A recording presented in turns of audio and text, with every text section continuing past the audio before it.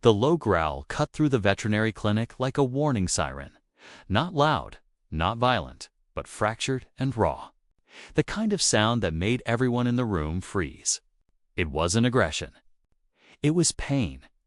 A deep, restrained pain that told every trained professional present that this was not a moment to force control. On the stainless steel examination table sat a German Shepherd. His powerful body rigid, blood soaking through his fur and dripping onto the cold metal below. His eyes were locked on the syringe in the veterinarian's hand, as if it were a weapon aimed straight at his heart. I share news stories here every day, and I would really appreciate if you hit subscribe and liked my video. Now, let's jump back into my story. I'm sure you love it if you keep listening till the end.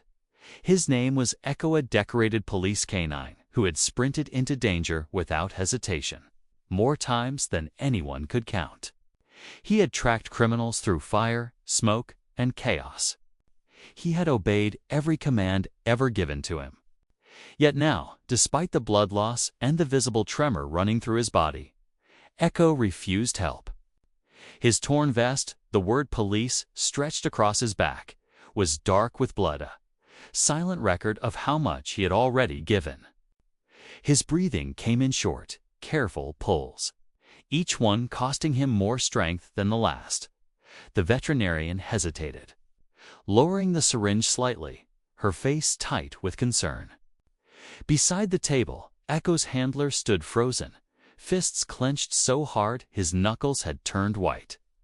He knew this dog better than anyone. He knew the difference between fear and defiance. And this was neither. This was something deeper, a dog still on duty, still guarding, still refusing to stand down even as his body begged him to stop. The room held its breath. Seconds stretched thin. Then a small voice broke the silence. "It's okay, Echo. Write in the comments and tell me which part of the world you're watching this story from. I'm really interested to see how far this story has traveled." Everyone turned. Near the doorway stood a little girl, no older than 10. She clutched a worn brown notebook to her chest like armor. Her shoulders were tense, but her eyes were steady locked on the wounded dog. She wasn't crying. She wasn't panicking. She took a careful step forward, ignoring the quiet warning from an officer behind her. As if something inside her understood that this moment belonged to her. Echo's ears twitched. The growl softened, though it didn't disappear. "Stand down, partner," she said gently. The handler's breath caught. Those weren't words civilians used. Those weren't words anyone outside the unit knew. Echo's breathing faltered for a brief second. His eyes narrowed not at the room, but as if searching through memory itself. The veterinarian lowered the syringe completely now. Watching something unfold that none of her training could explain, the girl stepped closer, stopping just short of the table. Her hands trembled, but her voice remained calm. "Mission complete." She whispered, then she spoke the final phrase, the one never written down. The one meant to tell a canine that it was finally safe. Echo's body sagged. His head lowered. And in that fragile, impossible moment, everyone in the room realized this was no longer just a wounded police dog refusing treatment. Somehow, this little girl knew his unit's secret code, and whatever connected them was about to change everything. Part 2. The room slowly exhaled as Echo finally allowed himself to lie down. His massive frame eased onto the table as if an unseen switch had been flipped, releasing the strength that had been holding him upright. The veterinarian moved quickly, now careful, gentle, treating the wound with a reverence usually reserved for something sacred. No one wanted to break the fragile trust that had just been formed. Echo's handler stood close, one hand hovering near the dog's neck without touching him. His eyes never left Echo's face, but his mind raced with one impossible question. How did she know? The little girl remained where she was, still clutching the notebook. Her breathing was shallow now that the tension had caught up to her, but her gaze never wavered. When the veterinarian finally nodded and confirmed the bleeding was under control and Echo was stable, the handler turned toward the girl. His voice was rough, unsteady.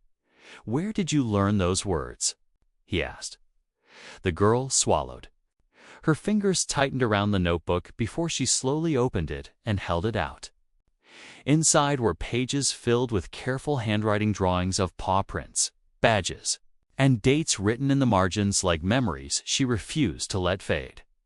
"My dad taught me," she said softly. The room shifted instantly. Her father had been part of the same canine unit years ago. One of the handlers who never came home from a call that went wrong. His name was etched into a plaque. A story spoken in quiet voices. A loss Echo had never truly recovered from. The girl stepped closer, tears finally spilling as she placed her small hand against Echo's neck. Without hesitation, the dog leaned into her touch, a soft whine escaping his chest recognition breaking through the pain. "He used to practice with me," she continued, her voice trembling but strong. "He said if anything ever happened to Echo, I should tell him the mission was complete. Because heroes deserve to rest too." Echo's tail thumped weakly once against the table. The handler turned away, wiping his face. Suddenly everything made sense. The refusal, the fear, the way Echo had stayed locked in duty despite the pain. This dog wasn't just injured, he was waiting for the one voice that could release him from a promise made long ago. As the treatment finished, Echo's eyes slowly closed. His breathing deepened, even and calm for the first time since the injury. The girl stayed beside him, whispering stories her father used to tell, stories of bravery, loyalty, and coming home. Each word stitched something back together that medicine never could. When she finally stepped away, the handler knelt in front of her, his badge catching the light. "You didn't just save his life today," he said quietly. "You gave him permission to stop fighting." The girl nodded, tears sliding down her cheeks as she looked back at Echo one last time.